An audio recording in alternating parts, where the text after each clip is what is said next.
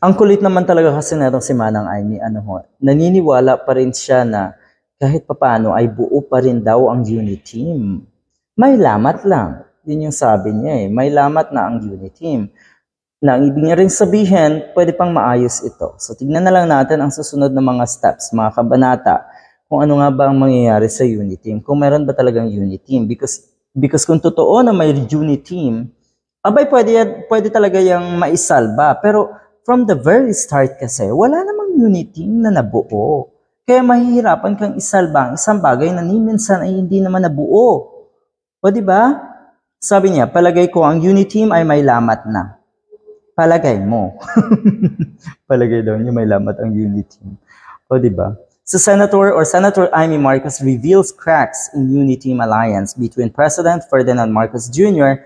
and Vice President Sara Duterte because of the political interference. At kung natatandaan niyo po ang pahayag ni Senator Escudero, yun nga, ang pinagmulan talaga natong gulo na ito ay ang confidential funds ni Sara Duterte. Hindi na pagbigyan, okay?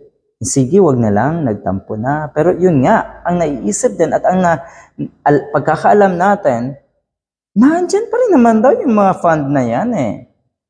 Yung tipong kinonvert lang sa ibang line item, sa ibang label para hindi nga naman masyadong halata. Gagawa ng paraan na itong mga hunghang na ito para magkaroon ng mas malaking pondo. Obvious ba?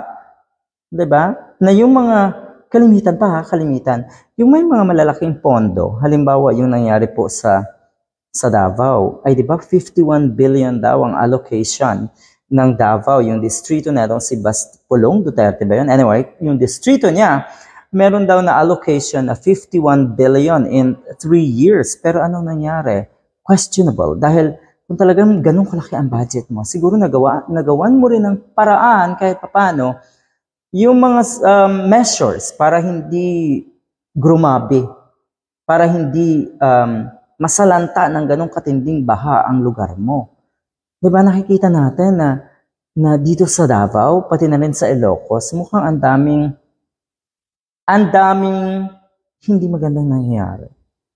Tapos kabaliktaran, ang pinaniniwalaan ng mga taga dyan na sila ang isa sa pinakamaunlad na syudad, na pinakamatahimik na lugar, okay? Na pinaka-safe na lugar, lahat ay kabaliktaran po yan.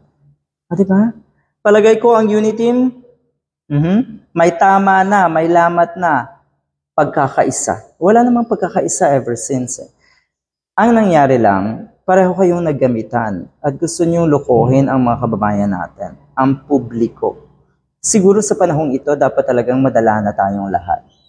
Madala na puro panluloko ang ginawa na itong dalawang pamilyang ito para sa ating bansa. Puro kadramahan at ang madalas na ginagawa o sisisihin ay ang publiko. Katulad ng sinabi na sa Amy Marcos na kuno ay misinterpreted. Binibigyan ng ibang kahulugan ng publiko ang pag-aaway or ang away na ito between the Marcoses and the Dutertes. Abay sinisipa ang publiko. Diba?